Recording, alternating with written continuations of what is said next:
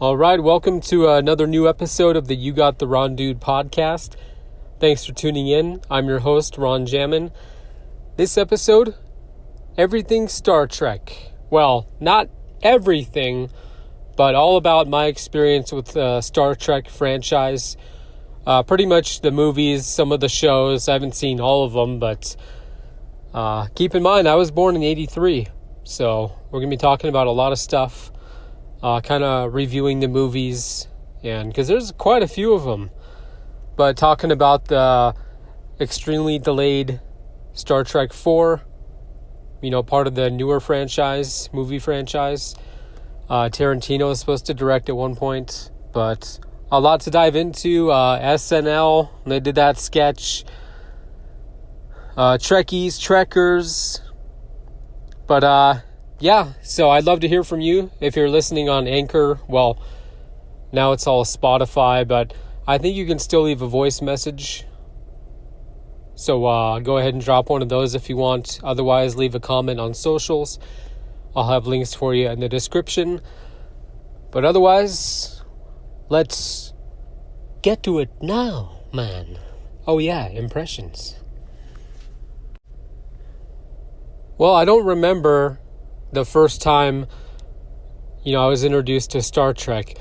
But I'm pretty sure it was one of the series, either the original with Shatner and Nimoy on TV, or the Next Generation. Because I was born in the early 80s. So I wish I could remember, kind of like with Star Wars. I know, I'm not trying to start a war. Just hear me out. Set phasers to stop. What are you doing? But with Star Wars, I remember, just my sister and I going down in the basement and Dad watching Empire on the TV. But with Star Trek, I can't pinpoint when I first saw it. But, it could have been one of the movies, the original series, the first 6 movies, because my dad always liked those also. But anyways, so yeah, either the original series or the Next Generation. But one of the earliest memories I do have, this is from when I was a teenager, I believe. My dad and I were watching an episode of the original series, and Shatner as Kirk goes, "I don't believe it." And we laughed so hard. Those epic pauses. Who talks like this? Such a fun voice. But I remember us just cracking up at that. Just that delivery. Now, it's not to make fun of Shatner. I'm a huge Star Trek fan, but you don't see deliveries like that anymore. Even back then. Who pauses like that? Because at the same time, it's like the acting is very good. And you try and get lost in a character. And, with Shatner, I've never really done a deep dive on him. But you can just tell, like, he has some theater background. You do those pauses and, obviously with impressions and that, like Kevin Pollak, it's just like when people do a Schwarzenegger. And it's kind of like, well, this is an impression, but it's not exactly the person, it's just exaggerated. But still, yeah, we laughed so hard at that. And besides the original series and the Next Generation, I remember watching Deep Space Nine. I want to say like late 90s, maybe early 2000s. I don't think I saw all the seasons though. And the shows, for some reason, I kind of lost interest in them, or I couldn't keep up. Like Voyager, even with the recent Picard and the other series in that. But I just never found them too captivating, I guess. But when we saw First Contact in theaters, this is 1996, and boy, that movie, I didn't know about, Locutus and the Borg in that. So when we saw that, I wanted to go back and watch the episodes where Picard was assimilated. And this is way before streaming. almost 10 years before YouTube. So I had to wait. So I checked TV Guide every week, because I think it was a 2-part episode with the Borg and the Next Generation. And it took a while. I'm not even sure if I saw them. But like series, they weren't out on VHS or anything. You'd have a lot of tapes to go through. Can you imagine that, like Lord of the Rings on VHS? But other than that, the movies and that, it seems like since they don't really tie into past episodes. Except the whole Khan thing, which we'll get into later. We talk about Into Darkness. And we'll talk more about First Contact, of course. But that one, I was like, oh wow, where did all this come from? I have no idea. But waiting for the series, for those episodes to come on, oh. But that's a benefit now of the digital media age. Because some streamers will be showing the episodes, or you can buy them online. And because I don't mind searching for stuff, but it's when you're waiting for something. And it's like, with some shows, they just wouldn't air certain episodes. Not just Star Trek, but shows in general. You're like, oh, they're just showing all the greatest hits. And I almost forgot about this. Years ago, when Beyond was Go Animate, this animation software, they had a licensing deal to create like a Star Trek characters and use the ship and everything. And looked very cartoonish, of course. But I remember making a pilot. I was going to make like a mini series of episodes. And I made the pilots. And then I guess the license expired because I couldn't make any more. But the voice thing, I wish I had done the voices. Especially the Kirk one, because the pitch was pretty high. But the delivery, it sounded more like this, what's going on. So kind of close with the pauses and that. But it was cool just to create. This is probably 2011 or 12, maybe when I first got on Go Animate. But that was too bad that didn't really go anywhere. But fun times though. Actually, I'm going to write down, I'll have a link to that in the description. So please check it out. All right, let's talk about Star Trek Generations. Came out in 1994. I don't think we saw that one in theaters. I'm pretty sure the first one I saw in theaters was First Contact, which we'll talk about next. Generations, it's interesting because it's very entertaining, and it's not if you see the poster, it's not like a multiverse thing. It's more of a crossover, and they're handing over the reins to the next generation. Hence the Generations title. But it's great to see Kirk's sacrifice at the beginning, and then you're like, wait, is that it? That's all we're going to see of him? But the movie, I don't know, because it's almost 30 years old, and I haven't even seen it all the way through a handful of times. Because when you see the poster at that time, 1994, this is going to be epic, huge. I liked all the shots throughout, but, the storyline with Data, it's kind of like you could take that out and it doesn't really affect the movie, as I remember. But other than that, I like Picard and Kirk teaming up, of course. But I wish there was more action, and there are no lines that really stand out from it. Nobody talks about the movie. I've never watched a review on it because it's not that it doesn't hold up or anything. It's just not memorable. Now, First Contact, which again we'll talk about next, that was this franchise's Wrath of Khan. And we'll talk about why. But Generations, it had all the elements in place, a great villain, a good story, some good moments throughout, but it just didn't capture you. And that's the problem with Insurrection and Nemesis, which we'll also talk more about. It just didn't grab you. for some reason. It should have worked. But, Patrick Stewart and William Shatner, it's not their fault. Again, you have all the ingredients, everything in place, but then it just doesn't come together.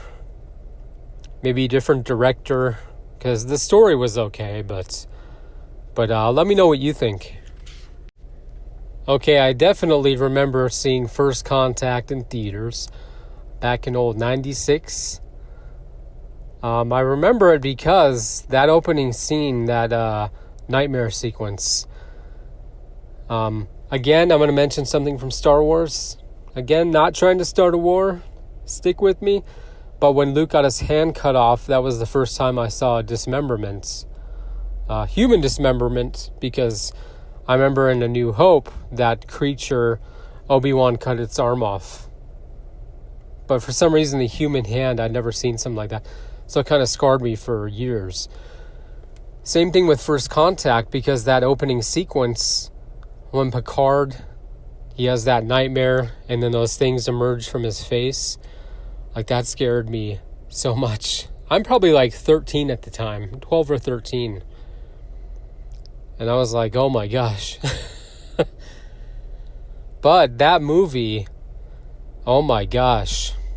Like I said in my review of Generations, First Contact is this franchise's Wrath of Khan. And directed by Jonathan Frakes, who also plays Riker, and he directed Insurrection, which we'll talk about next. But his character is such a, I don't know about a role model, but I was just so impressed by him. Just his stature and the way he spoke in that. I guess, yeah, a role model kind of. But First Contact, it's just, the story is so compelling.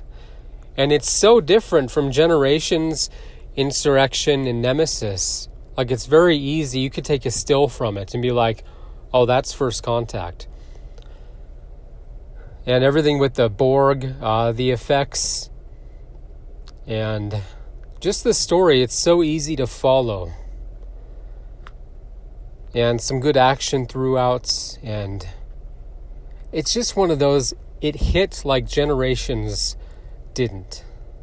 It could have, but First Contact was just, that's arguably the best out of those 4 movies. Generations I'll give to the Next Generation. I consider that part of their film franchise. But this one, I remember seeing that, and and Data in this one compared to Generations, resistance is futile. And everything with the Borg, because you're like, how are they going to win? And I'm surprised that after that, you figure they want to kind of repeat that, no matter the outcome of the Borg in this movie. But this one is kind of like, Revenge of the Sith. You're like, this is the darkest one.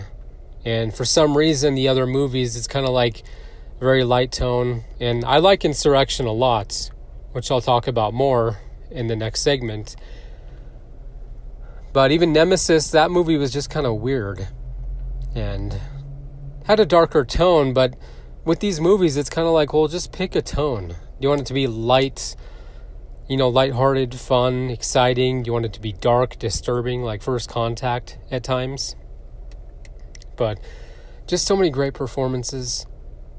And, maybe with this one, it was more about the characters that they had. Because you have some new characters, but they're all on the same mission. And, First Contact and Insurrection, those are my favorite out of the 4. But yeah, that opening scene, that took me, I don't know how long till I could watch it again. But I've seen it, don't worry, that was a long time ago. But just be warned, if you're going to watch this movie with your kids, it's like, maybe cover their eyes or something, because that opening scene, he's feeling his face, and then, But I'd mentioned in the intro, learning of the Borg, that's when I went back to the Next Generation TV show. And again, it's way before streaming and YouTube, so you had to wait for it to come on TV. And I think I'd seen the episodes where he's assimilated as Locutus. Great name, by the way. And but I waited, I don't know how long. Because you just checked TV Guide, or back then, I don't think we even had the menus on the TV. Not yet. 96, so no TV ratings. Because I still remember when those came on the TV. When it says like TV, PG, TVG. But anyways, yeah, First Contact, I mean, that's just a stellar movie. Well, just 2 years after First Contact, Jonathan Frakes returned to direct Insurrection. Great title. And very, very different tone. Overall, more of a positive, uplifting, and, hints more at peace in that. And I really like this movie. I said in my review of First Contact, these two movies definitely my favorite of the four for the Next Generation. But major shift in tone from First Contact, which is surprising because, First Contact, that gets like pretty much all the praise out of these movies. So, and you think about the timeline between First Contact and Insurrection, 2 years apart. So was Jonathan already planning? Like, were they already shooting Insurrection when First Contact was in theaters? Because you just wonder, like, why not stick with that kind of dark tone? Even if not with the Borg, you do something similar. But, again, with this movie, I love all the performances. The action's okay. But that shot at the end of the Enterprise, when they're going to beam up Picard, and that shot where it's coming towards the camera, and that ship, that's, visually it still pretty much holds up, but it's a great shot. And yeah, some good action, but First Contact, that's like a Sunday night classic. And Insurrection, I think also maybe a Sunday night. But meaning, you'd have to experience it like I did. So if you grew up in the 90s, sometimes you'd watch movies on TV, Saturday night, Friday night, Saturday night, Sunday nights, whenever they were on, way before streaming and all that. But it's just that feeling of something you'd watch, like, just an example, like Roadhouse. That's like a Sunday night, wrap up the week kind of movie. But I'm sure some of you understand that. But it's not just about being a kid, a teenager. It's also like that time. But Insurrection, I like the story. Everything with the species and their origin and that. And unfortunately, that movie, that's another one like Generations nobody really talks about. But definitely better than Generations and Nemesis. And I like the music in it too, the score. That stands out. Which doesn't in a lot of Star Trek movies. Well, Star Trek Nemesis, I don't have much to say about it. It just didn't work, and kind of an odd choice for a story for a finale. And because the films, these four Generations, First Contact, Insurrection, Nemesis, they're not connected with the stories. So to end on this one, I like Tom Hardy. He's great and everything. This time, I think the year before, he'd done Black Hawk Down.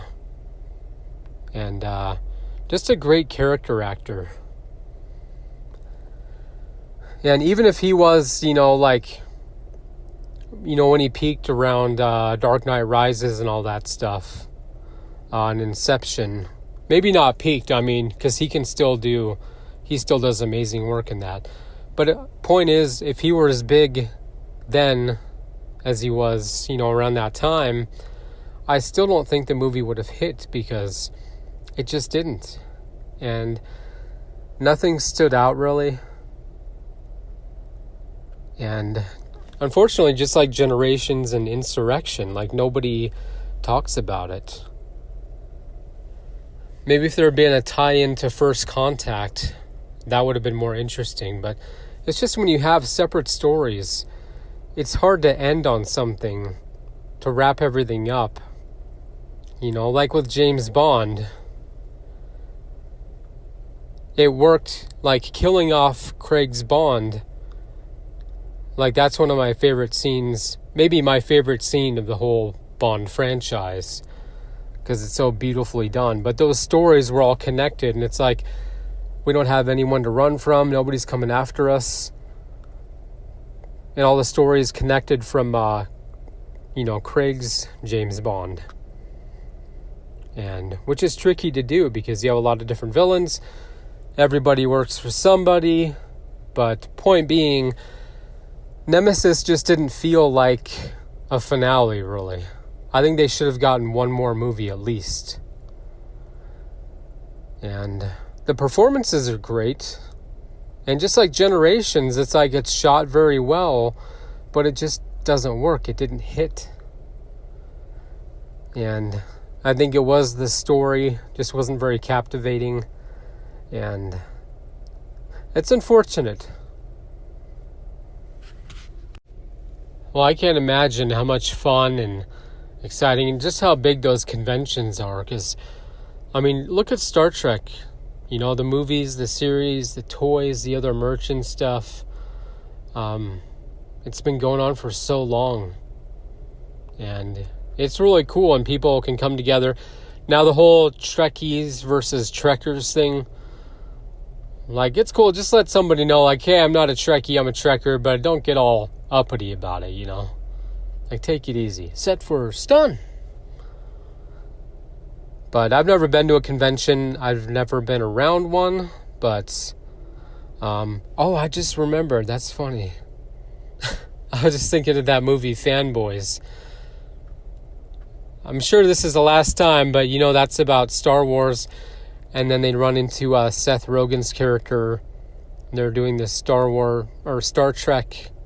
They're doing something outdoors. I don't remember what, though. But Seth is talking about James T. Kirk, and they get into this silly fight and stuff. Oh, and then Shatner was in that movie, too. Because they're trying to get a hold of a copy of The Phantom Menace before it hits theaters. And keep in mind, this is like 1998, but I just remembered that. Wasn't even in my notes. Everything Star Trek. But hey, we got it. But another thing is SNL, Saturday Night Live. Remember when they kind of parodied the conventions? And Shatner there said, "Get a life, people." Just pissed people off in that. That's hilarious. But all in good humor. But yeah, Trekkies versus Trekkers. I don't even know the difference in that, but I'd love to hear from you. Like, what is the difference to you between those two? And if you've ever been to a convention, what was it like? You meet anybody, get autographs, conversations, podcasts. But let me know. Well, let's go back to the beginning of the movie franchise for the original crew. 1979, I believe. Star Trek, the motion picture. You're probably thinking, that's the title? The motion picture. Now, at the time, 1979, I'm sure people were like, oh, wow, so it's a movie. It's a moving picture. As if it's going to be like movie stills or something. But not the greatest title. I'm surprised there hasn't been more, not backlash towards it, but more parodies than that. Like the next series is Star Trek, the television series. Like, oh, okay. But I liked everything with Voyager. We find out, Voyager. And I remember before seeing the movie, I think Kevin Smith, he talked about, all the glory shots of the Enterprise. And I'm thinking like, oh yeah, when they first see it, I'm sure. But good gosh, those shots. But you have to put yourself, even though I can't because I wasn't born till 83, but 1979, you don't have like high-tech computer effects. They're doing blue screen and showing off these models of the Enterprise and that. And those shots, I mean, it's just that the stuff from that time doesn't hold up today, because it's kind of like, why aren't we like going faster through these shots? What's going on? Because there are quite a few. It takes a while for Kirk and Scotty to get on board. But imagine all this technology is new. So you have these slow shots. And, because now it'd be like, well, let's put more story in. Or cut the runtime. But, I've always enjoyed the movie. I remember having all 6 original movies on DVD. The gray covers. They had like the extended editions, the director's cuts, bonus features, which I love. But I didn't watch the first one probably until somewhere between 2000 and 2010. Maybe even later than that. Just because nobody talked about it. Whereas like, you got to see Wrath of Khan, The Voyage Home. But we'll get into those next. But yeah, I really like this story. And some of the shots, again, at the time, you just have to understand. You have like certain sections of the shot blurred. And they're just trying out some stuff. So not the best looking Star Trek movie. Certainly not the best in this series. But overall, good, entertaining, and definitely give it a watch. And, if you watch it with your kids or your teenagers and they've never seen anything like this, they'd probably appreciate those glory shots of the Enterprise. Well, about 3 years after the motion picture, this one's interesting because the Wrath of Khan, I'm thinking, just like First Contact, where you go from Generations, a little lighter tone, to First Contact, to Insurrection, and just, the darkness to lightness kind of transition. And with First Contact, that inspiring me to hunt down those old episodes of The Next Generation with the Borg. And same thing with the Wrath of Khan, because I think my dad had told me, he was in the original series. That's what this ties into. And the Wrath of Khan, I remember the opening I found really disturbing. I was like, I don't know if I want to watch this. I think it was with the creatures they put in their ears in the beginning. But Ricardo, I mean, one of the best performances as Khan. And, a lot of the Star Trek movies, just not really quotable. But this one really hit. And of course the epic Khan! And some good action, but it's one of those, like, it's the character performances that just blows you away, and the story's so compelling. And just the tone, again, compared to the motion picture, you're like, wow, how do you go from that to this? But arguably the best of this franchise, of this series, for the original cast. I think it's great, but I've definitely seen The Voyage Home more times. And I'm not saying it's a better movie, but it's just more rewatchable. But this one, I mean, it was a great setup for the search for Spock, which we'll talk about next. And not really the sequel I think people wanted or were expecting, but we'll talk more about that. But this is one of the best sequels ever. And it's its own thing. They don't go back to it, until obviously Star Trek Into Darkness. We'll get to that much later. But with this one, it's just everything is, when you first watch it, it's like, what's going to happen? Is Khan going to win? And again, when I first saw the movie, this is probably about 20 years ago when I bought them all on DVD. I don't think, because you hear so much about movies like, oh, it's the best thing ever. I love this, I love that. And you watch it and it's like underwhelming. But I just didn't get it at the time. And so I didn't hunt down the episode with Khan from the original series or episodes. But that obviously changed over time. And this one, people talk about it more than any of the Star Trek movies in this series and, others as well. But, it'll always hold up. Great performances. I love the tone of it. Very dark. All about revenge and the Wrath of Khan. Like, what's a better title than that? I don't think I've seen the director's cut, but I've got to. So, actually, I'm going to hunt that down. Much easier these days. I think only 2 years after Wrath of Khan, we got The Search for Spock, 1984. And I'm sure at the time, because keep in mind, back then, there's no internet for, the public or anything. There's no dial-up. Because some people say, the internet wasn't around, in the 90s. It was, but it just wasn't. It's just like computers weren't in every home yet. But anyways, point being... See, I get going. At the time, imagine seeing the trailer for that and the title. The Wrath of Khan, The Search for Spock, The Voyage Home. You're like, I like that because it doesn't spoil anything. But with this one, imagine being in the theater for whatever movie and seeing a trailer for this and be like, didn't he die? What are you searching for? You launched him out of the ship. That's it, right? And the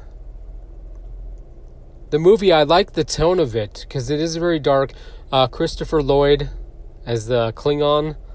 That definitely stands out. That's, unfortunately, over the Spock stuff, that's the highlight of the movie. That's what people talk about with this.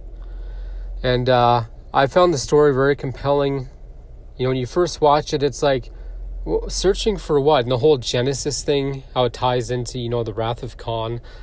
I thought that was very creative storytelling. And just a great sequel to, Wrath of Khan. And then how it leads into 4. And again, with the Next Generation movies, if they had been more connected, I think it would have been easier to have something like Nemesis as a great send-off. But anyways, with this series, but I would just love to be a fly on the wall in the theater back then. What was that, the Never-Ending Story? You're going to see that, and then a trailer for The Search for Spock. Just imagine people, their jaws dropping. They're like, well, who's searching for him? What's going on? Is he not dead? Is this a metaphor? But the action in it, I can't think of anything that really stood out. But again, just like Wrath of Khan, it's a very compelling story. And another movie nobody really talks about, except for Lloyd as the Klingon. But yeah, it definitely ranks up there, over the first movie. But up next, The Voyage Home, that one definitely takes the top spot, at least as far as rewatchability. So let's get right into that. Okay, on to The Voyage Home. Also directed by Leonard Nimoy, who I forgot to mention directed The Search for Spock. And Just like, Jonathan Frakes when he did First Contact and then Insurrection. Very different tonally. And just like, Search for Spock and The Voyage Home, you'd be like, same director? Really? But this one arguably this one hit more than The Search. And it's another one of those Sunday classics. Great way to wrap up the week. And again, if you grew up in the 80s or 90s, or were already grown up, a movie like this would come on TV on Sunday, and it's just refreshing in that. If that makes any sense at all. But, because you figure in this movie, like, oh, the whales, so that stuff should stand out the most, and it doesn't. What's brilliant about it is it's the characters, the inclusion of time travel, and then figuring out what does this thing in space need? Like, how do we respond to it? And just a great story. And with time travel, it always gets complicated and confusing, because in any story, it's like, why don't you just go back even further? Like in Back to the Future, it's like, why are you going back, the day before this person gets killed? Like, go back 5 days.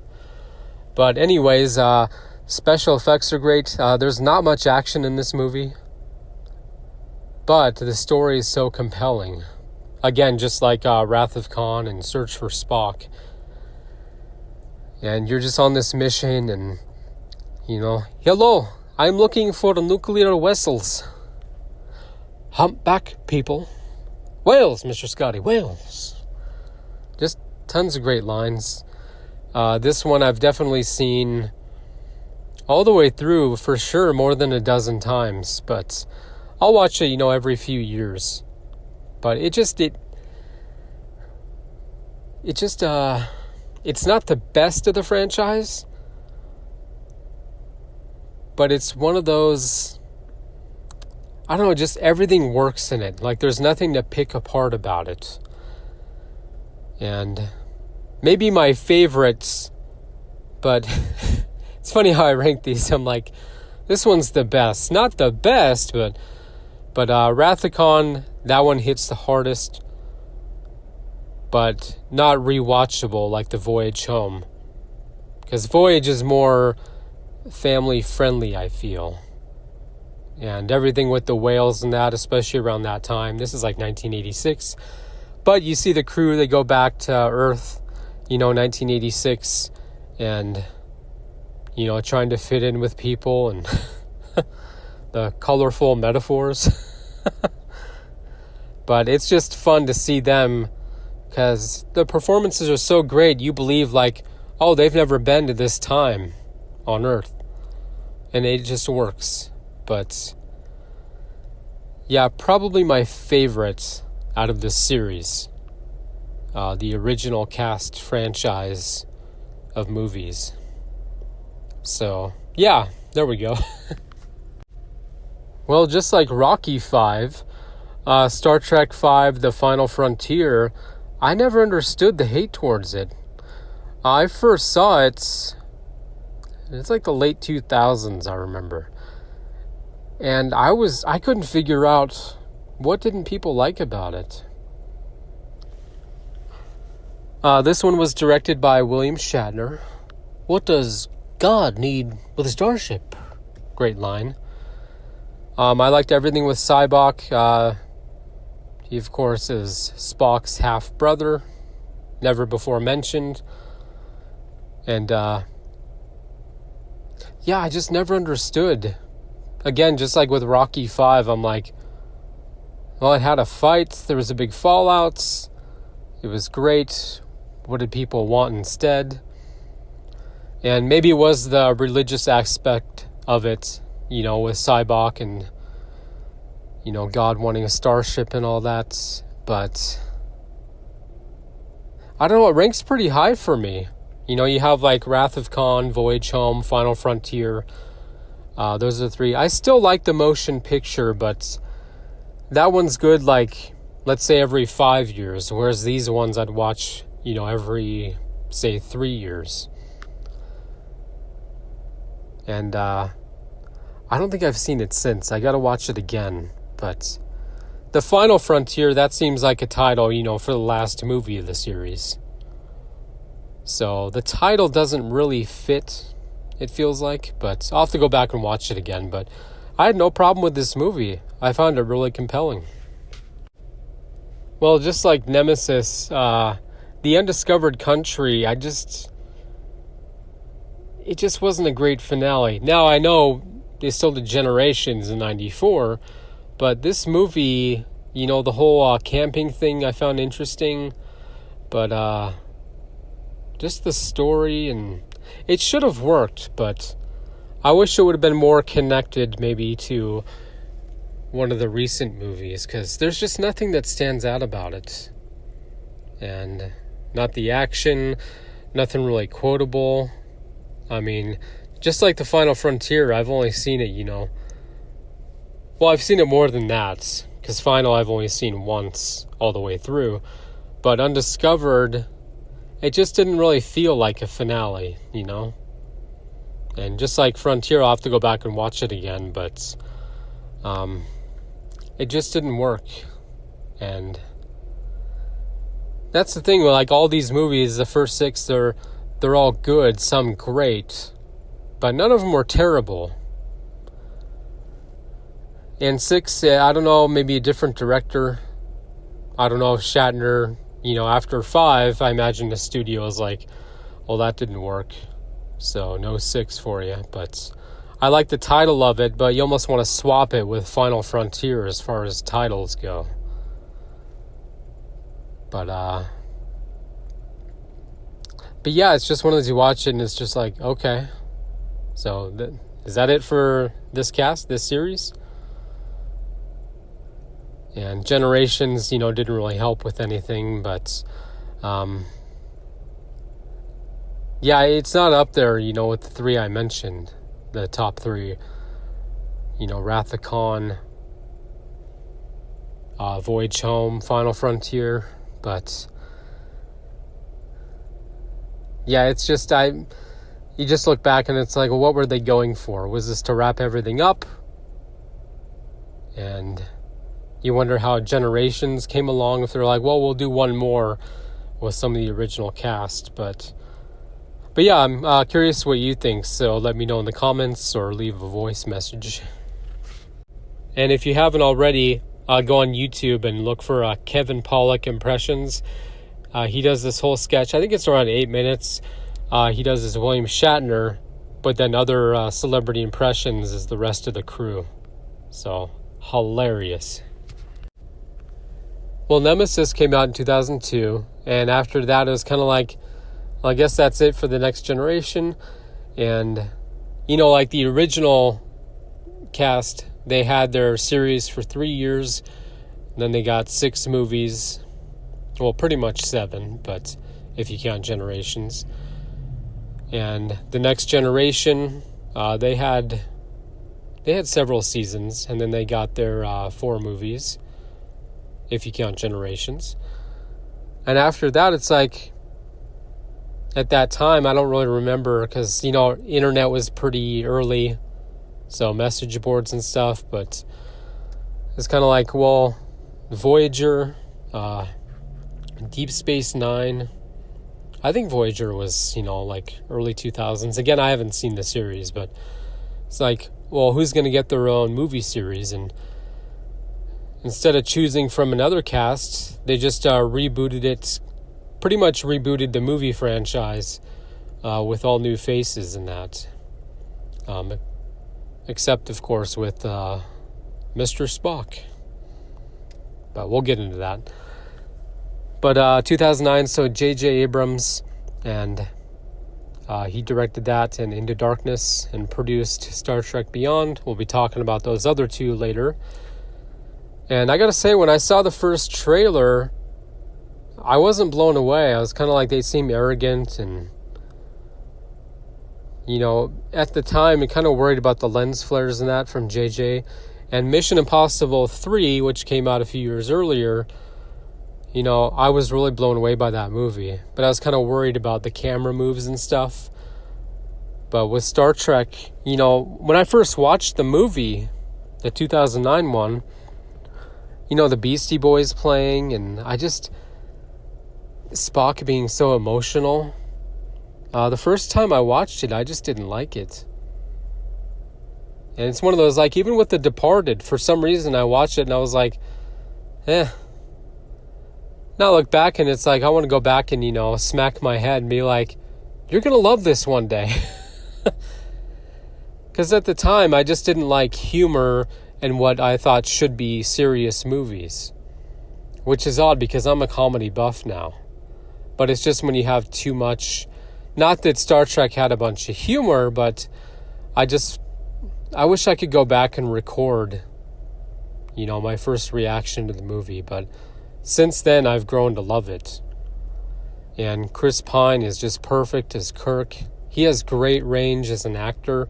Because I remember first seeing him in the trailer and I'm like, where do I know him from?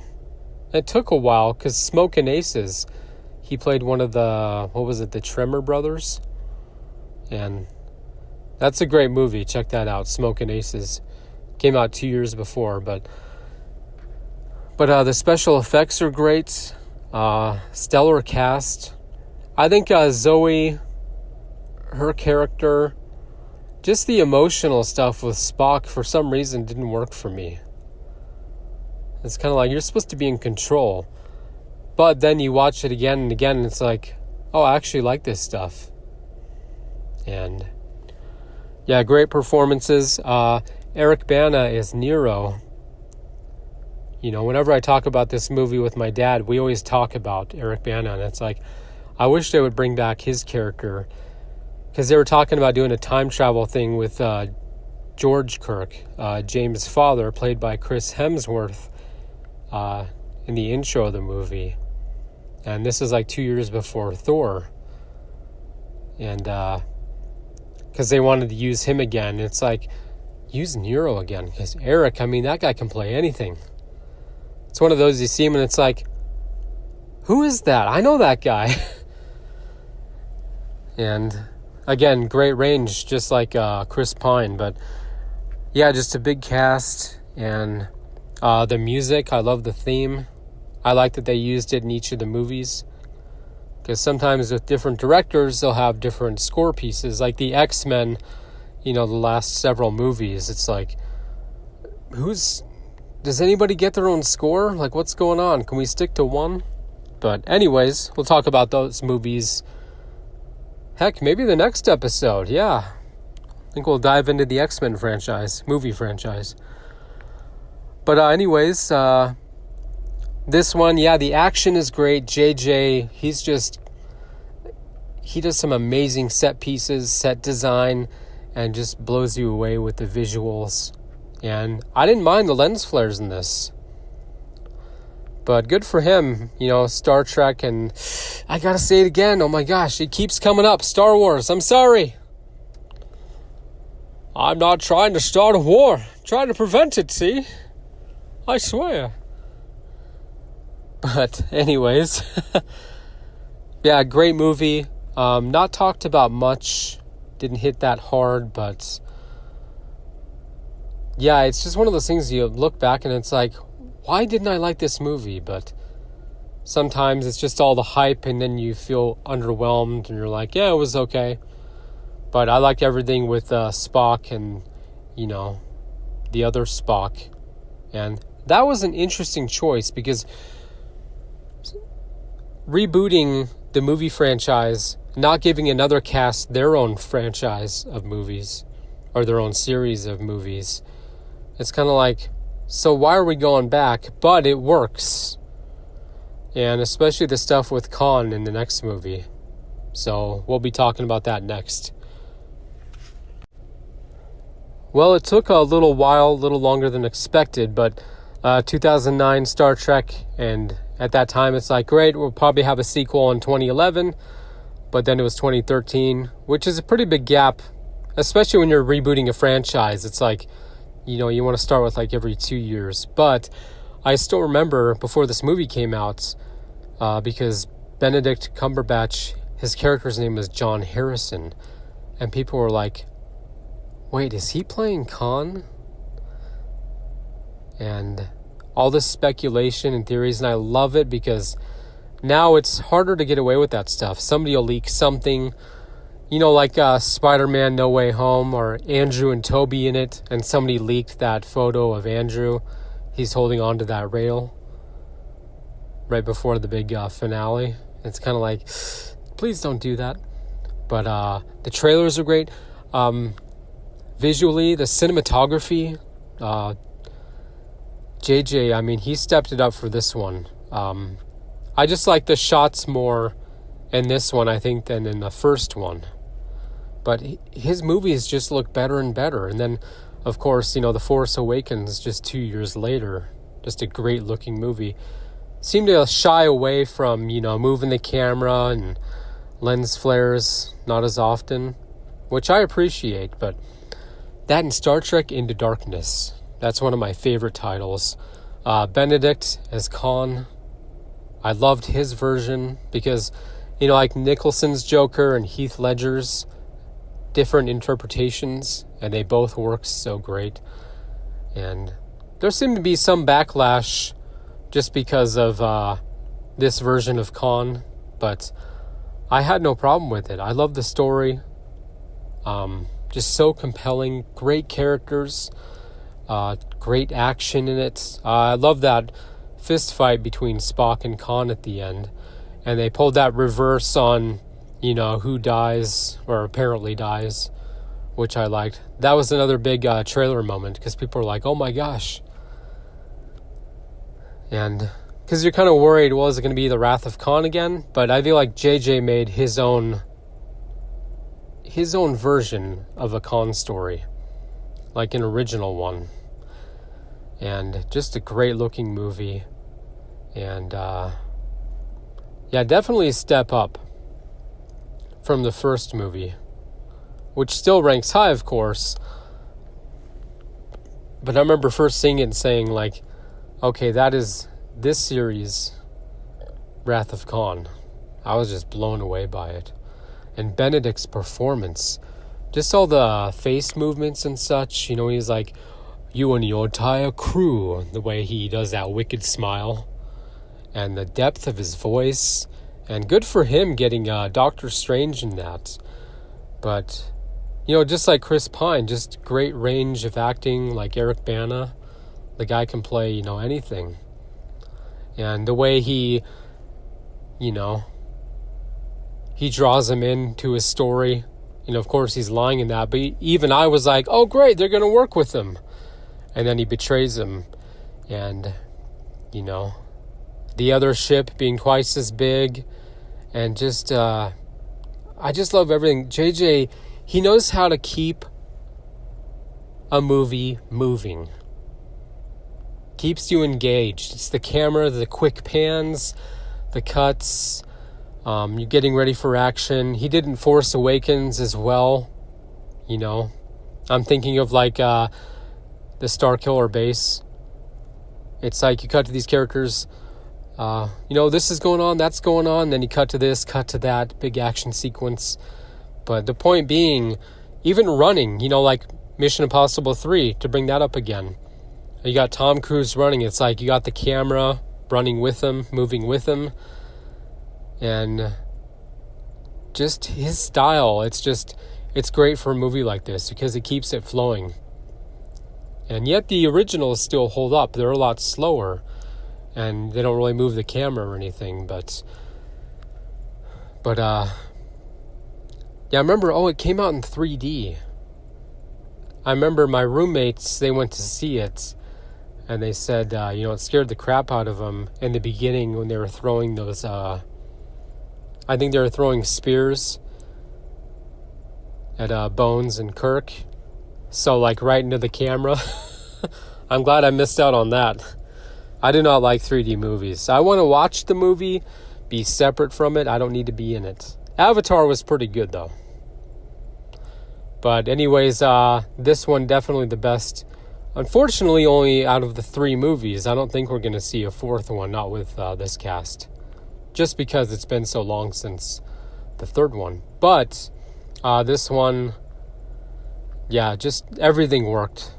Great performances, and yeah, I wish JJ directed Beyond, but we'll be talking about that one next. Well, I was happy for J.J. Abrams getting Star Wars. So, 2009 directs Star Trek, 2013 Into Darkness, and then just 2 years later, The Force Awakens comes out. I mean, these are massive projects. I'm surprised it didn't take another 4-year gap between Darkness and Force, for that to come out. But I was hoping he'd direct the third one, Beyond, but I was thrilled about Justin Lin taking over because I'm a huge Fast and Furious fan. I have a whole podcast dedicated to it. It's called the Forever Fast Podcast. I'll have a link to that in the description, so check that out. But so Lin, he directed Fast and Furious 6 in 2013, same year The Darkness came out. And the studio actually wanted a Fast and Furious movie every year after that. So that's why Furious 7 originally was going to come out in the summer of 2014, so he stepped down as director. James Wan took over, but then unfortunately we lost Paul Walker, so that got delayed. But anyways, so 2016, Star Trek Beyond. Another great title, not as good as Into Darkness, but it leaves you wondering, like, well, what's going to happen in this? I like the characters. I love the cast. The story was okay, but when you're rebooting, it's like, it's just when they bring characters from the past, and it's like, aren't we supposed to meet them before all this stuff happens? But the action was good. I've actually only seen the movie once, because like some of the other Star Trek movies, nothing really stood out. And Into Darkness definitely takes top spots in this series, but Beyond was good though, because Lin did a good job. And over the years, I don't know what's happened with negotiations. I know that Quentin Tarantino may still be in the running to direct the fourth movie. They want to bring back Chris Hemsworth as George Kirk, and I'm hoping Eric Bana as Nero. But it's been about 7 years since Beyond came out, so I don't know what's going to happen. But Beyond, it just, it was good but not great. Very entertaining. But yeah, it just didn't seem to hit. That's another one nobody really talks about, unfortunately. And I'll have to watch it again because I remember liking it, but again, I haven't seen it since. So we probably watched it in like 2017. Didn't even see it in theaters.